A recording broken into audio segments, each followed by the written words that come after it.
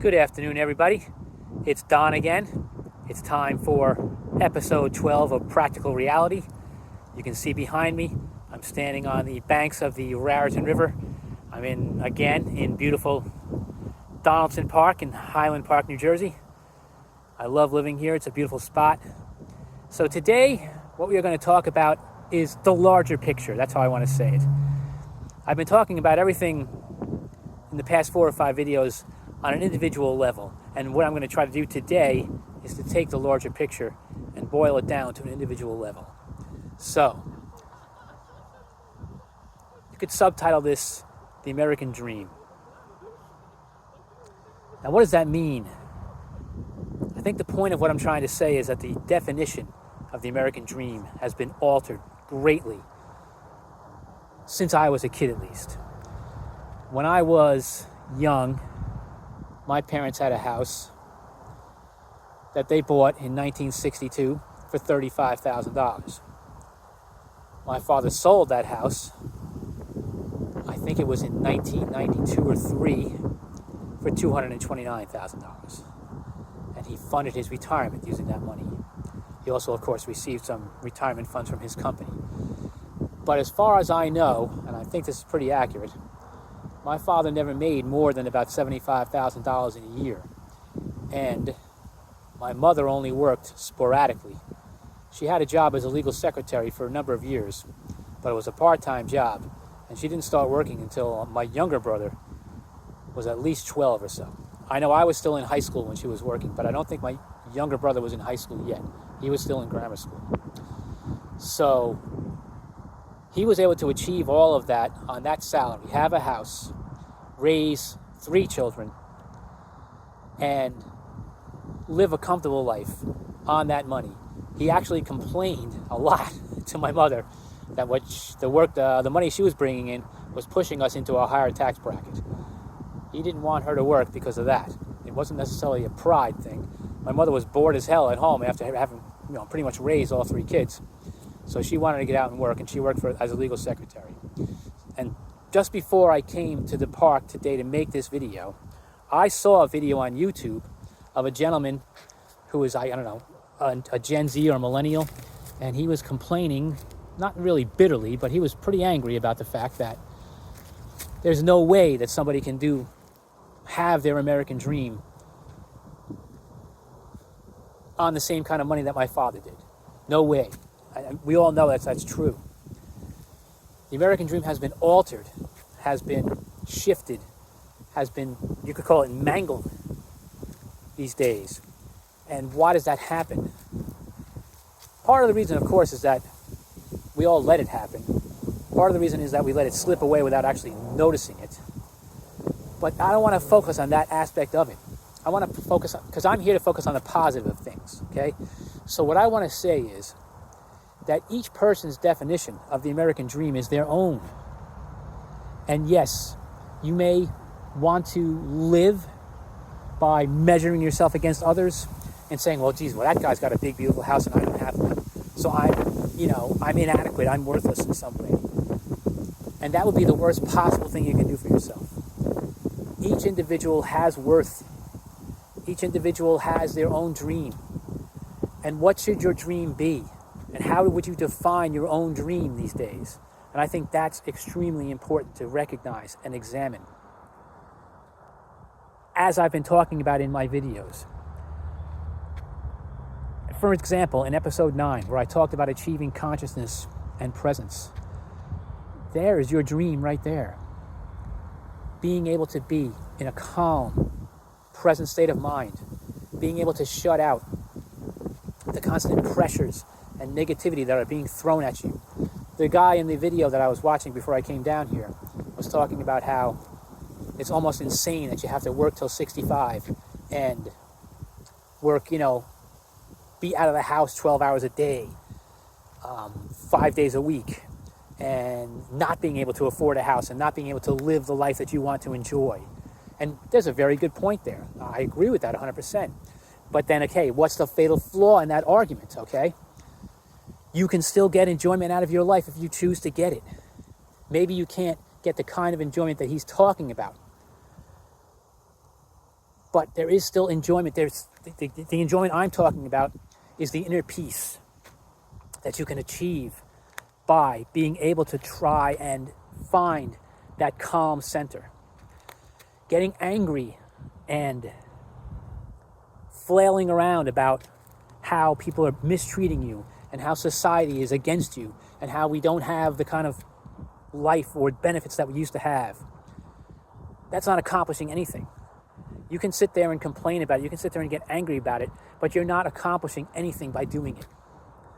What you can accomplish is the establishment of your own inner peace and the individual definition of your American dream. And what can that be for you? That can be a life where you have inner peace, where you can come home at night and get that calm center and say, okay, what am I accomplishing? And then you can use your own mind to construct your own reality. As I've talked about in other videos, every thought that you put out has a vibration. And when you put out that certain vibration, you attract that vibration back to you. Think about that. Whatever environment you create for yourself, that is your dream. You are either living a dream or you are living a nightmare, depending on how you focus your energy.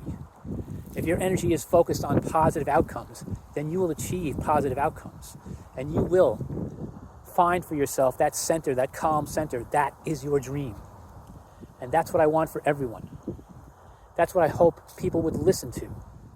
Instead of getting bogged down in the negativity, listening to the news about who got murdered today in Queens, and child abuse and all those other kind of stories that are constantly being thrown up at you, because there's no good news being talked about. People don't talk about good news. The media doesn't emphasize good news because good news doesn't sell, because people are addicted to their own negativity and that anger that they feel inside of them because they feel inadequate in some way, because they have not been able to achieve the dream that they have. And one of the most important principles that you have to remember is, if you are not happy with what you have today, then you can never be happy. How much is enough? You have to keep asking yourself that question. If you are happy with what you have today, then you will be happy every day. And as your dreams materialize through the conscious construction of your own reality, as your dreams materialize, then you get happier and happier. And you stay in that state. And the longer you stay in that state, the better off you are. The more time you spend angry and in a negative state of mind, then the more attractiveness you have towards other negative outcomes. And that is what drives your dreams away. And that is why I say, in order to become happy and have your dream, your own individual definition of your dream should be your happiness, not your possessions. If you are looking at your dream and you only define your dream and your happiness through your possessions, then you are lost. You are unconscious. You are completely unconscious. When you have the peace of mind, you have love in your life, you have someone you cannot live without, you have that peace of mind that comes from knowing you did the best you can, from living a life that's healthy, from staying away from the negativity that's constantly being thrown at you, then you can have that center, that peace of mind that says, okay, I'm satisfied, I'm happy, and I can become more happy just by thinking about being happy. The more you accentuate the negativity that flows through your mind, the more negativity you're going to have in your life. The more anger that you have, the more anger you're going to attract. Anger is an inherently irrational state of mind. So when you allow anger to fester in your mind, you are taking your mind away from your true nature, because you were born good. Every single person is born good. It is the environment that makes you angry. You have the ability to step back and create space in your own mind to be able to separate yourself out from your ego and your anger to find a calm center peace of mind. And that should be your definition of the American dream. Forget about the word American. It should be the definition of your dream. Whoever you are, wherever you live, whatever ethnicity you are, doesn't matter. Everyone is the same. Everyone is basically the same. You are 99.6% the same according to your DNA. Every single human being on the planet is the same. There should be no hatred of race, no hatred of creed. None of that kind of stuff should even exist. And if you allow it to exist in your mind, then you are unconscious and you are further and further away from whatever dream you want. So throw away negativity, throw away hatred and anger, and find and seek out and establish that central peace of mind in your own heart and your own soul that drives you forward. And then you can truly say that you have a dream that can be fulfilled, because it is your own individual dream of love and freedom and prosperity without having to be attached to possessions. Eckhart Tolle called the love of possessions a mental illness, and I think that's exactly what it is. It's an insanity, a mental illness. Identification with form, that's what he called it. Identification with form is a mental illness that people are addicted to. And only when you can break away from that can you truly achieve some peace of mind that can bring you to a dream that you can live with and be happy with every single day. And that is what I wish people would understand and live by, instead of letting themselves get caught up in this trap of what they used to call keeping up with the Joneses. Oh, he's got a BMW and I don't, this kind of thing. It's a terrible, terrible trap. Never allow yourself to get in that kind of trap. You are never going to be happy if you keep comparing yourself to others according to what they have and what you have. That is never going to work. You can never be happy that way. You will always never be satisfied. It'll never be enough for you. And that's a terrible trap to fall into. And I hope no one does. I hope everyone could watch this video and realize exactly what is important in life. It's your inner peace, the soul that you have, recognizing it, cultivating it, bringing it to life, and making it a part of your daily routine, your consciousness. And that is the American dream that you can realize. That is your own individual dream that you can realize and be a happy person for the rest of your life. I thank you all for listening.